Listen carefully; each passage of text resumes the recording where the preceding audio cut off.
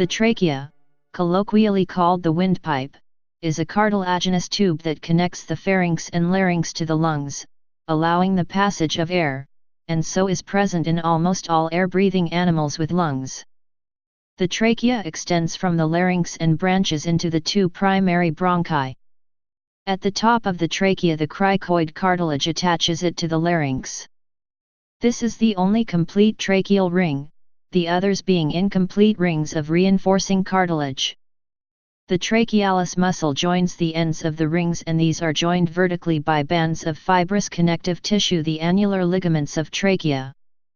The epiglottis closes the opening to the larynx during swallowing. The trachea develops in the second month of development. It is lined with an epithelium that has goblet cells which produce protective mucins. An inflammatory condition, also involving the larynx and bronchi, called croup, can result in a barking cough. A tracheotomy is often performed for ventilation in surgical operations where needed.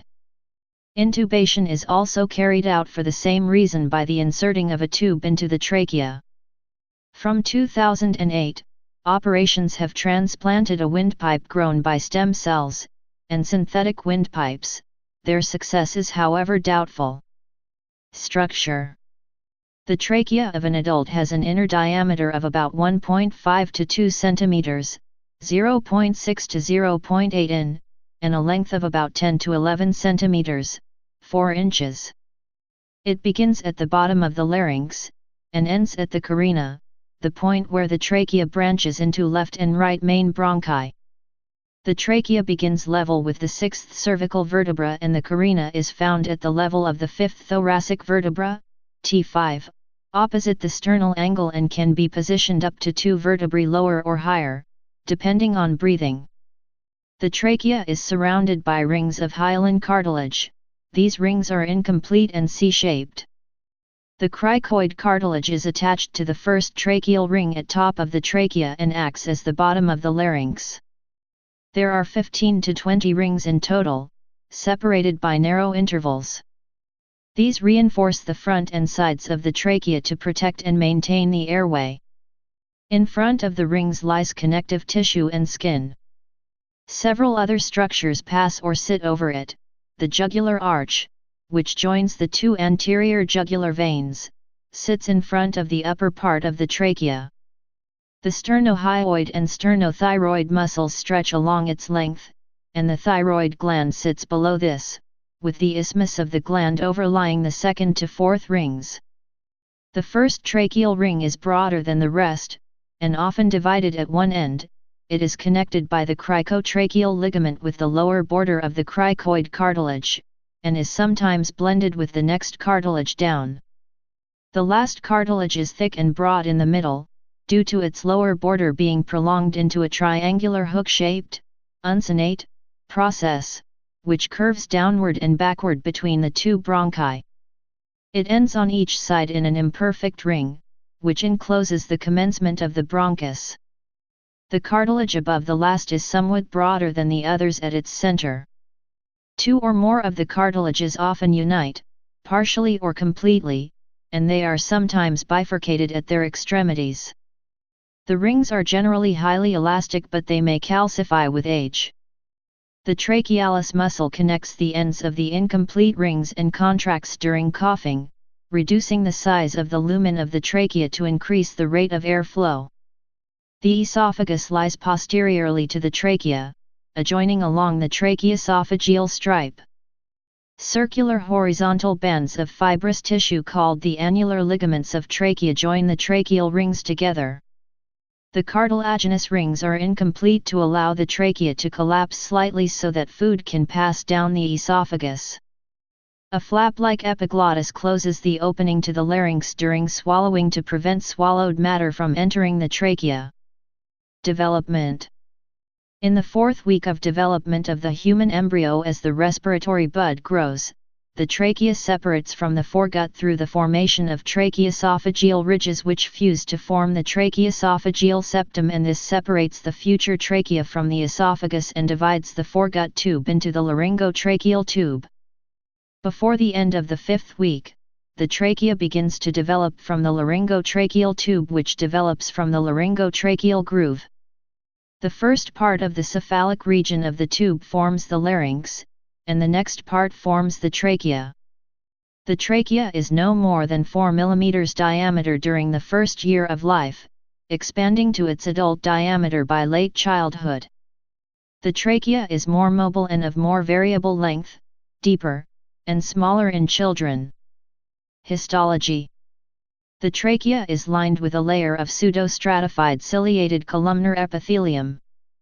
The epithelium contains goblet cells, which are glandular, modified simple columnar epithelial cells that produce mucins, the main component of mucus. Mucus helps to moisten and protect the airways. Mucus lines the ciliated cells of the trachea to trap inhaled foreign particles that the cilia then waft upward toward the larynx and then the pharynx, where it can be either swallowed into the stomach or expelled as phlegm. This self-clearing mechanism is termed mucociliary clearance. Clinical significance. Inflammation. Inflammation of the trachea is known as tracheitis. When the trachea is inflamed as well as the larynx and bronchi, this is known as croup, which often causes a distinct, barking cough. Intubation. Tracheal intubation refers to the insertion of a catheter down the trachea. This procedure is commonly performed during surgery, in order to ensure a person receives enough oxygen when sedated. The catheter is connected to a machine that monitors the airflow, oxygenation, and several other metrics. This is often one of the responsibilities of an anesthetist during surgery. The epiglottic vallecula is an important anatomical landmark for carrying out this procedure. In an emergency, or when tracheal intubation is deemed impossible, a tracheotomy is often performed to insert a tube for ventilation, usually when needed for particular types of surgery to be carried out so that the airway can be kept open. The provision of the opening via a tracheotomy is called a tracheostomy. Another less invasive method is used when a procedure can be carried out more quickly, or in an emergency situation, and this is a cricothyrotomy. Congenital disorders. Tracheal agenesis is a rare birth defect in which the trachea fails to develop. The defect is usually fatal, though sometimes surgical intervention has been successful. A tracheoesophageal fistula is a congenital defect in which the trachea and esophagus are abnormally connected. Sometimes, as an anatomical variation, one or more of the tracheal rings are completely formed. These O-rings are smaller than the normal C-shaped and can cause narrowing of the trachea, resulting in breathing difficulties. An operation called a slide tracheoplasty can be performed, which opens up the rings and rejoins them as wider rings, shortening the length of the trachea. Slide tracheoplasty is said to be the best option in treating tracheal stenosis. Mounier-Kuhn syndrome is a very rare congenital disorder of an abnormally enlarged trachea. Other. A tracheoesophageal puncture is a surgically created hole between the trachea and the esophagus in a person who has had a total laryngectomy, removal of larynx.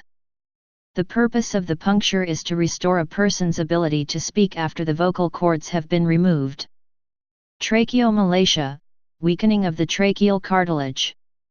Tracheal collapse, in dogs. Tracheobronchial injury, perforation of the trachea or bronchi. Achondrolaryngoplasty, commonly called a tracheal shave, is the shaving of the cricoid cartilage in order to reduce it to lessen the prominence of the Adam's apple. It is often carried out in transgender surgery. Other animals. Allowing for variations in the length of the neck, the trachea in other mammals is, in general, similar to that in humans. Generally, it is also similar to the reptilian trachea. Vertebrates. In birds, the trachea runs from the pharynx to the syrinx, from which the primary bronchi diverge. Swans have an unusually elongated trachea, part of which is coiled beneath the sternum. This may act as a resonator to amplify sound. In some birds, the tracheal rings are complete, and may even be ossified.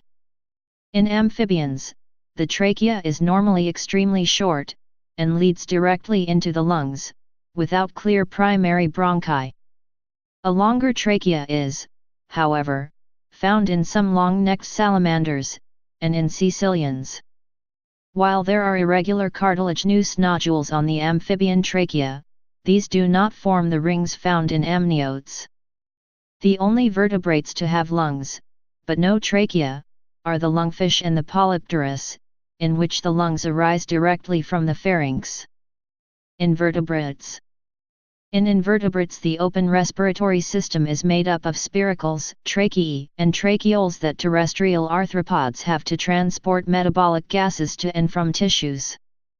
The distribution of spiracles can vary greatly among the many orders of insects, but in general each segment of the body can have only one pair of spiracles, each of which connects to an atrium and has a relatively large tracheal tube behind it. The tracheae are invaginations of the cuticular exoskeleton that branch, anastomose, throughout the body with diameters from only a few micrometers up to 0.8 millimeters. The smallest tubes, tracheoles, penetrate cells and serve as sites of diffusion for water, oxygen, and carbon dioxide. Gas may be conducted through the respiratory system by means of active ventilation or passive diffusion. Unlike vertebrates, insects do not generally carry oxygen in their hemolymph. This is one of the factors that may limit their size. A tracheal tube may contain ridge-like circumferential rings of ctenidia in various geometries such as loops or helices. In the head, thorax, or abdomen, tracheae may also be connected to air sacs. Many insects, such as grasshoppers and bees, which actively pump the air sacs in their abdomen, are able to control the flow of air through their body. In some aquatic insects, the tracheae exchange gas through the body wall directly, in the form of a gill, or function essentially as normal, via a plastron. Note that despite being internal, the tracheae of arthropods are shed during molting, ecdysis. Prosthesis. Several bioengineering approaches have been tested to repair and replace the trachea, indicating replacement is impossible and regeneration is unrealistic. Society and culture. In 2008, a Colombian woman, Claudia Castillo, 30, received a trachea transplant using her own stem cells. Between 2011 and 2014, Paolo Macchiarini of the Karolinska University Hospital performed 8 operations in which he generated an artificial trachea from a person's stem cells, 4 of them at Karolinska, 3 in Russia, and 1 in Illinois. In January 2016, the Swedish television station Sveriges Television broadcast a 3-part documentary about Macchiarini that suggested that Macchiarini did not obtain informed consent from these people, 6 of whom died. Macchiarini had been a media darling and had been seen as a pioneer in the field. In February 2016, Karolinska announced it would not renew his contract when it expired in November 2016 and that it would open an investigation of Macchiarini's work and publications. Please subscribe and thanks for watching.